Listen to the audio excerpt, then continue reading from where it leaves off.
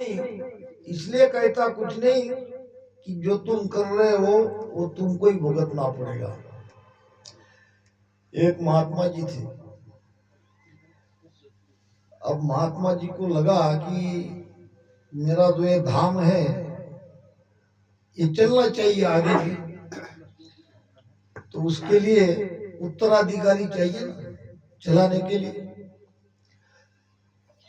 तो 150 शिष्य थे, उसमें से कुछ शिष्यों पर उसकी नजर थी कि इनमें से कोई मेरा उत्तराधिकारी बन सकता है। फिर उनमें से 2 को उसने चुना, 2 में से किसी एक को अपना उत्तराधिकारी बनाएंगे और आगे का कार्य वो कर चलते रहेगा। अब उनकी दोनों की आखिरी परीक्षा ली, ये केवल दृष्टांत है समझने के लिए। आखिरी परीक्षा क्या ली? 2 तोते मंगाए, सुआ पिंजरा लाके रख दिया, दोनों शिष्यों को बुलाया, कहा देखो जाओ और ऐसी जगह इन तोते की गर्दन काटना जहां कोई देखेगा नहीं, कोई आपको देखने वाला नहीं होगा, ऐसी जगह ले जाना। अब कोई संत ये काटने वाली बात नहीं कहेगा, ये तो केवल दृष्टांत है समझाने के लिए, इसका सिद्धांत हमको समझना है।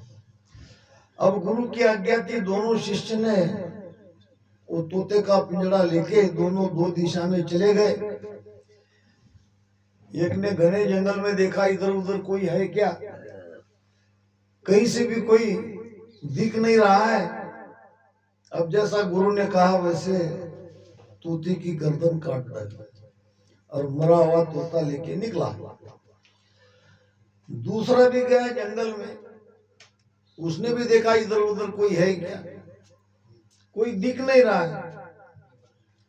अब काटने वाला था तो तोता उसकी तरफ देख रहा था, वो तोते की तरफ देख रहा था, तोता उसकी तरफ देख रहा था। गुरु ने क्या कहा था, कोई तुम्हें देख नहीं पाए मगर तोता तो देख रहा है।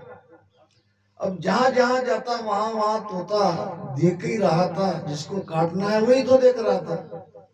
उसने कहा चाहे गुरु नाराज हो जाए, चाहे कुछ भी कहे, मैं कह दूंगा कि ऐसी कोई जगह नहीं मिली जहां कोई दूसरा न देखे, जहां जाता हूं वहां ये तोता तो देख ही रहा है। और जैसे का वैसा पिंजरा लेके आ गया। दोनों जब आ गए, गुरु ने समझ लिया, एक ने तो तोते का प्राण ले लिया और दूसरा समझदार निकला और वो समझदार के हाथ में उसने सारा आगे का कारोबार सौंप दिया।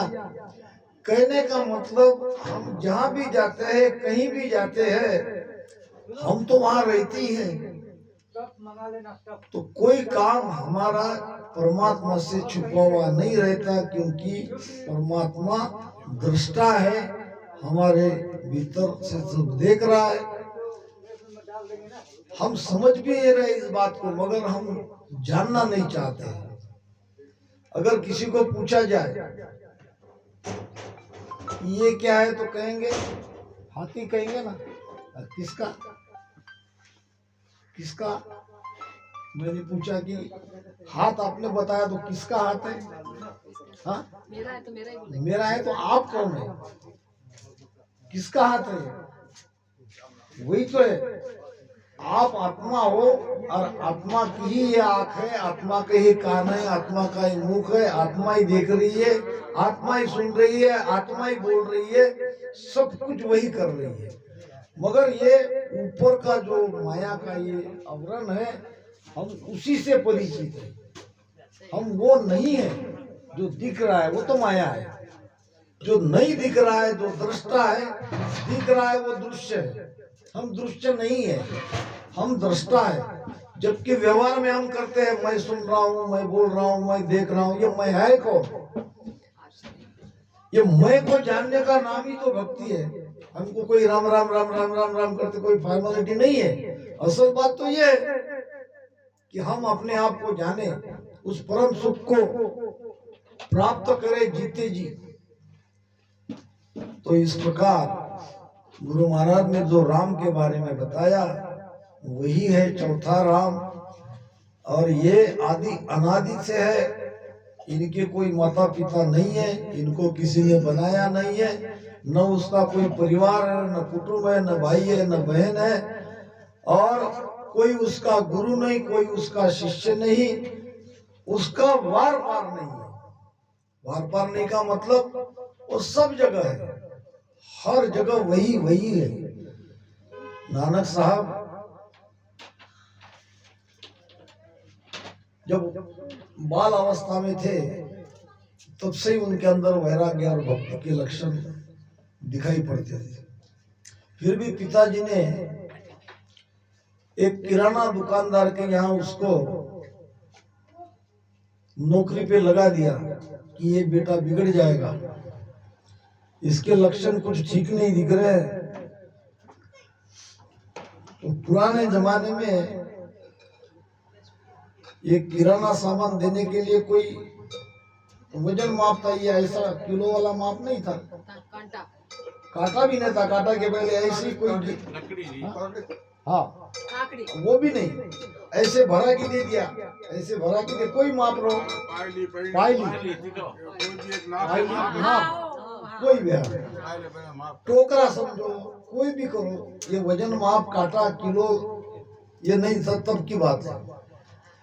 अब वो क्या करता, ग्राहक आ गया लेने के लिए, 1 2 3 ऐसे गिनता हो, 4 5 9 10 11 12 13 तक आ गया तो आगे का भूल ही जाता, लग जाती समाधि। 13 13 13 13। अब उसकी इस आदत का लोगों ने बहुत फायदा उठाया। 10 दुकान छोड़ के लोग वहीं आते कि इसको आगे का आता नहीं, ये तो कितना भी डाल देता है 13 ही कहता है, 13 13 13। ये परमात्मा में उसकी सुर्ती लग जाती थी, उसका भाव था कि ये सब 13 ही है, 13 13 13 13 करते लोगों ने बहुत लूटा। दुकान मालिक ने देख लिया, उसके पिताजी को कहा इसको ले जाओ, इसने मेरा बहुत घाटा किया है, ये तो 13 से आगे कुछ जानता ही नहीं है, जबकि 20 माप दे देता है। और सारे लोग मेरी दुकान में भीड़ इसलिए लग रही है कि ये ऐसा है, तो सब 13 ही 13 है। हम जब भजन करते वो उस अवस्था में पहुंच जाएंगे, वहां थाजी मारी नहीं रहेगी। जब तक तेरी मेरी है तब तक हम दुनिया में है, माया में है, मन के साथ है, और ये तेरी मेरी सब निकल जाती है। उस परम आनंद की प्राप्ति जब होती है, वहां न कुछ करना है। कबीर साहब कहते हैं कछु लेना न देना मगन रहना, न लेना है न देना है, न कोई किसी से मतलब है, अपने परम आनंद में मगन रहना है, यही भक्ति का सार है। इसीलिए हम भजन भक्ति करते हैं। राजा है साजन कोई, होन काल ईश्वर सो आगे, होन काल ईश्वर सो आगे, ज्ञान बता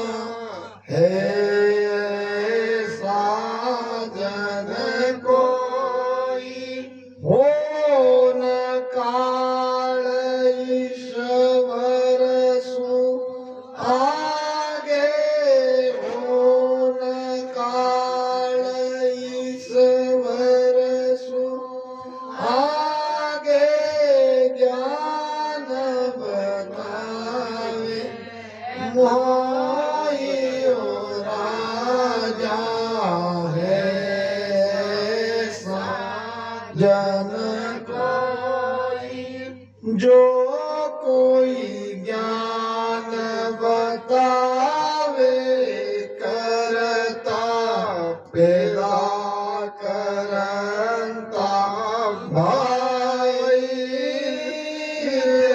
मुझे कोई ज्ञान बतावे करता पैदा करता भाई ओ सब ज्ञान काल का मुख में वो सब ज्ञान काल का मुख में न्याय करो ओ आइयो राजा है ऐसा जन कोई होण काल ईश्वर सो आगे होण काल ईश्वर सो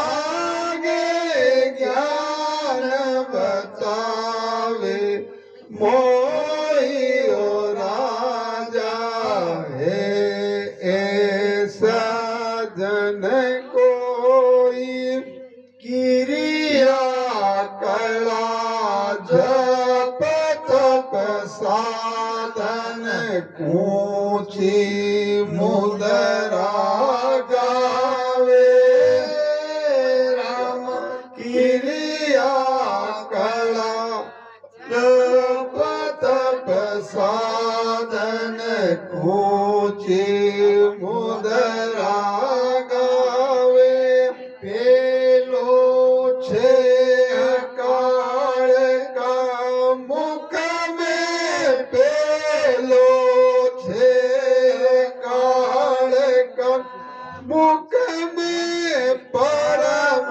मोख नहीं जावे वो राजा है ऐसा जन कोई होन काल ईश्वर सो आगे होन काल ईश्वर सो आगे ज्ञान बतावे मोहियो राजा है ऐसा जन कोई घणी बात थोड़ी में केवूं सुन लीजो सब नारी राणी बात थोड़ी में केवूं सुन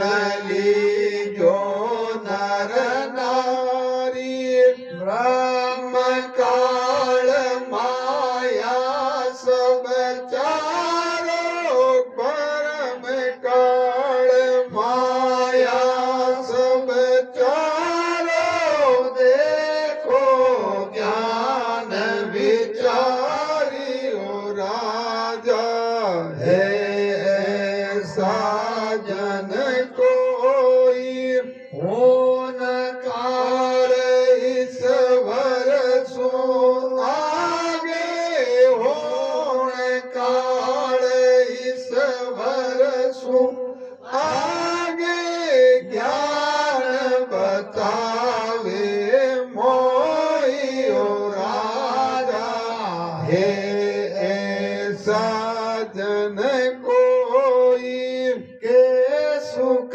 राम काल सो बारे जे जन सत पद पावे हे राम काल सुबारे जे जन सत पद पावे हद को छाड़ तजे बेहद को छाड़ तजे बेहद को ब्रह्म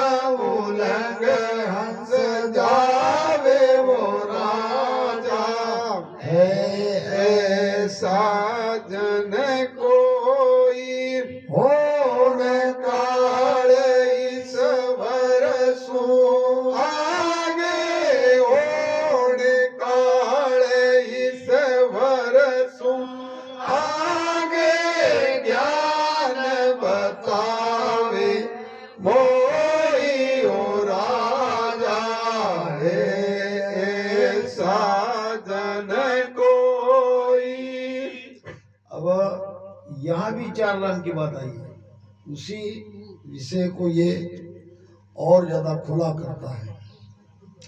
राजा चंदूलाल को गुरु महाराज ने पूछा था।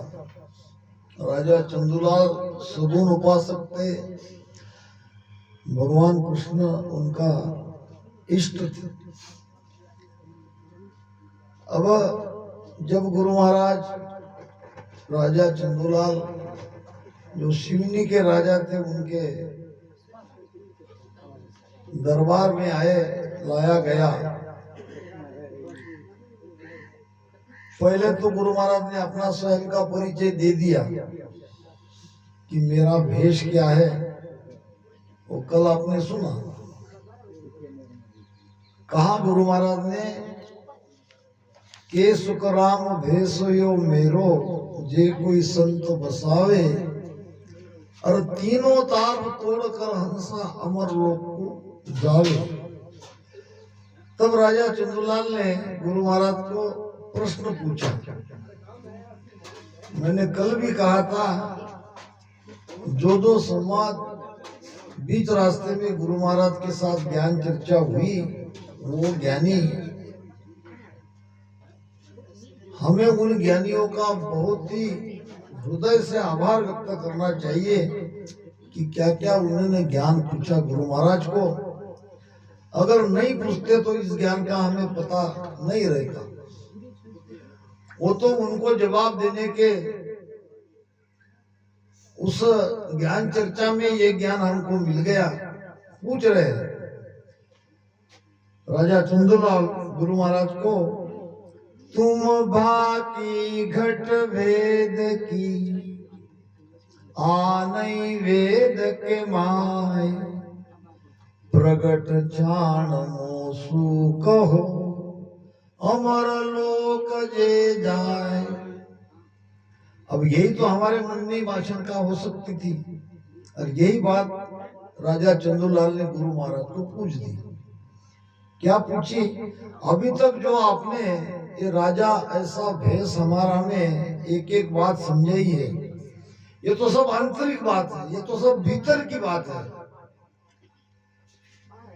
और ये ज्ञान तो वेदों में नहीं है। यानी राजा चंदूलाल वेदों के ज्ञाता थे। जब ज्ञाता थे तभी तो उन्होंने पूछा कि मैंने ऋग्वेद, यजुर्वेद, सामवेद, अथर्ववेद, ये चारों वेदों का निराकरण मैंने किया। आपने जो ज्ञान दिया वो वेदों में कहीं नहीं है, इसलिए तो पूछ रहे हैं। तुम बाकी घट वेद की आ नहीं वेद के माय, अब प्रगट छान मूसू कहो। क्या कहो? छान छान के, तार तार निर्णय करके ऐसा ज्ञान मुझे दो कि जिससे मैं अमरलोक में चला जाऊंगा।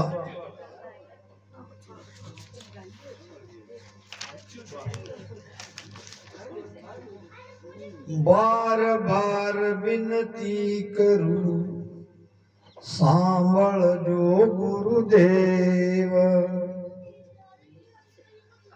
परम धाम की मजावसी तके बताओ भेव।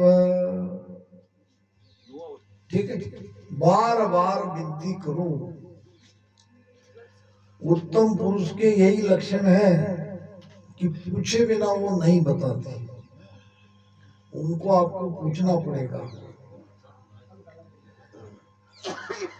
तो यही राजा चंदूलाल कर रहे हैं, बार बार प्रार्थना कर रहे हैं, विनती कर रहे हैं, हे गुरुदेव मैं आपको बार बार विनती करता हूँ, मेरी प्रार्थना सुनो। परम धाम की मजावसी जके बताओ देव। ये जीव उस परम धाम में कैसे पहुंचेगा, उसका रास्ता क्या है, उसका भेद क्या है, ये मुझे बताओ। तब गुरु महाराज ने चंदूलाल को पूछा था कि ऐसा कोई संत आपने देखा, ऐसा ज्ञान कहीं आपके पढ़ने में सुनने में कहीं आया कि परमात्मा के परे और भी कोई देश है? परमात्मा के परे भी जाने का कोई उपाय है, कोई भेद है? क्योंकि माया की भक्ति तो सभी जानती है। हम सभी इस धारा में आने से पहले माया की भक्ति, तीन लोग की हद की भक्ति करने वाले ही थे। और इसमें कोई विशेष भी बात नहीं है, क्योंकि पूर्वापार पारंपरिक हमारे परिवार में ये तीन लोग की हद की माया की भक्ति करना चला ही आ रहा था। और वही हम करते हैं, जैसा संस्कार हमारे ऊपर पड़ा वो हम करते आए। तो माया की भक्ति, माया के फल की प्राप्ति की भक्ति करना, हद की भक्ति करना सब जानते हैं।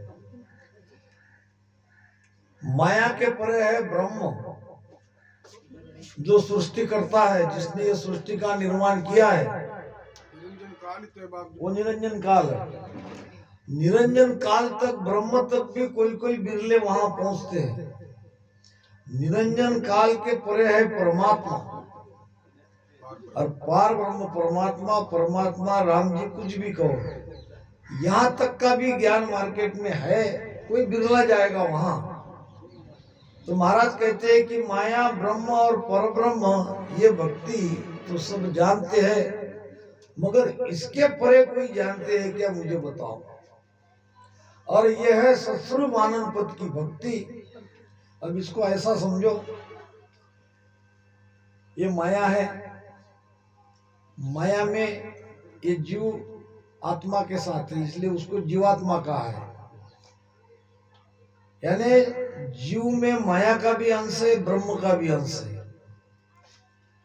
अब माया ब्रह्म से पैदा हुआ ये जीव, और माया ब्रह्म का आधार जो है वो है परमात्मा।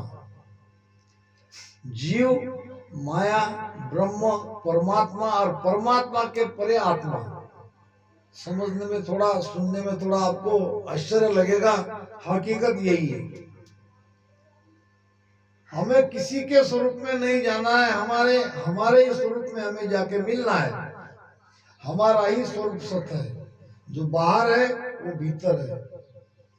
बाहर पांच तत्व है, भीतर पांच तत्व है। बाहर में काल है, भीतर में मन रूपी काल है। बाहर परमात्मा है, भीतर में आत्मा परमात्मा है। तो जब हम पांच तत्व, 25 प्रकृति, 3 गुण और मन बुद्धि चित्त अहंकार, कर्मेंद्रिय, ज्ञानेंद्रिय, ये सबसे अलग हो जाएंगे, तो हम हमारे ही स्वरूप में रहेंगे। वासना पूरी तरह से मिट जाएगी, कोई इच्छा बाकी न रहेगी, कुछ चाहना नहीं है। और उस परम आनंद में जब हम चले जाएंगे, वही है सत्स्वरूप आनंद पद, और वही ज्ञान सदगुरु सुखराम जी महाराज ने सबको दिया है। अब कह रहे महाराज कि ज्ञान के कई प्रकार हैं। कई लोग त्याग को मोक्ष मानते हैं। ये संसार है, ये संसार में माया ही माया है, और संसार का त्याग कर देंगे तो हम ब्रह्म में मिल जाएंगे, हमारा मोक्ष हो जाएगा। महाराज कहते हैं कि मोक्ष नहीं होगा। कैसे तुम संसार से छोड़ोगे? बाह्य बाह्य संसार से छोड़ने से काम नहीं चलेगा। संसार सो भीतर में है, अंदर में संसार बसा है, अंदर से संसार निकलना चाहिए। बाहर से संसार छोड़ने से काम नहीं चलेगा। यहाँ का घर, पत्नी, बच्चे त्याग कर दोगे, जाओगे कहाँ? जहाँ जाओगे या तो एक आधा आश्रम या कुटिया बनाओगे। आश्रम कुटिया बनाओगे तो वहां भी सुख सुविधा की साधना एक एक जुटाओगे। जो कि आपके घर में थी उसको तो आप छोड़ा है। बच्चे छोड़ा है तो वहां आपके शिष्य बनेंगे, शिष्य को बेटा बेटा बेटी बेटी करते रहोगे। छोड़ा कहाँ, त्याग कहाँ हुआ? ये तो बाहर बाहर का त्याग हुआ, त्याग अंदर से चाहिए। इसलिए गुरु महाराज कहते हैं कि बाह्य त्याग से काम नहीं चलेगा। पति पत्नी थे, रोज झगड़ा होता था। एक दिन अति हो गई। जब किसी भी बात की अति हो जाती है तो उसका दुष्परिणाम होता ही है। और पति चला गया घर छोड़ के, पत्नी को छोड़ के, बच्चों को छोड़ के। पत्नी भी गुस्से में थी, पति भी गुस्से में था। चला गया, पत्नी को लगा जाने दे, जब जरूरत पड़ेगी तब देखेंगे। 2 दिन, 4 दिन, 8 दिन, 10 दिन, अब जब तक घर में सब कुछ ठीक ठाक था तब पत्नी को कोई चिंता नहीं थी। उधर वो भी एक जंगल में पेड़ के नीचे बैठ गया, लोग उसे बाबा बाबा करने लगे, भोजन वहां पे लाने लगे। तो उसको भी लगा ये ठीक है, घर के झंझट से,